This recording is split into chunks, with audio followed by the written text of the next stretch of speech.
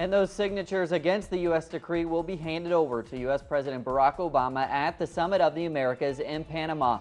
The meeting on April 10th and 11th will also bring with it the first encounter between Cuban and U.S. heads of state in nearly 60 years. The OAS has a checkered past. Fidel Castro once labeled it a Trojan horse of U.S. foreign policy. But with growing unity and independence among Latin American nations and a new OAS Secretary General, there is hope the body could become more representative of the needs of the 900 million citizens in the Americas it claims to represent.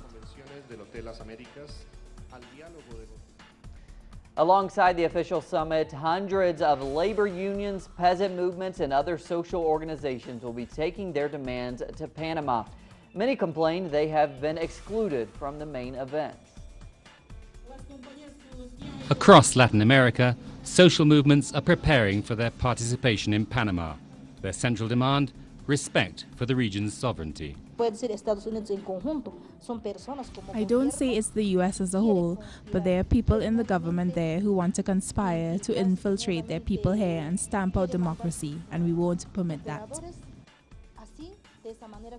But from Puerto Rico to Uruguay, many complain they are being excluded from the summit's official civil society events by the organizers, including the Panamanian Human Rights Network. They are discriminating and excluding the progressive movements, the anti-imperialist movements. As official delegations, we have attended official summits in the past.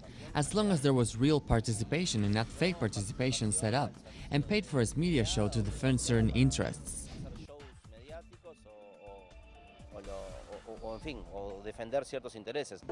The alternative is the Parallel People's Summit, to be held here at the University of Panama. So the People's Summit has become the space for those of us with no voice. This is the true space for civil society, for the revolutionary people of Latin America and the Caribbean. At the official event, you'll only see the rich and the powerful, those who have always come to power by manipulating the media and do not truly represent the people who are demanding justice. A decade ago in Argentina, the alliance between social movements and progressive governments managed to stop in its tracks President George Bush's plans for a free trade area from Alaska to Patagonia.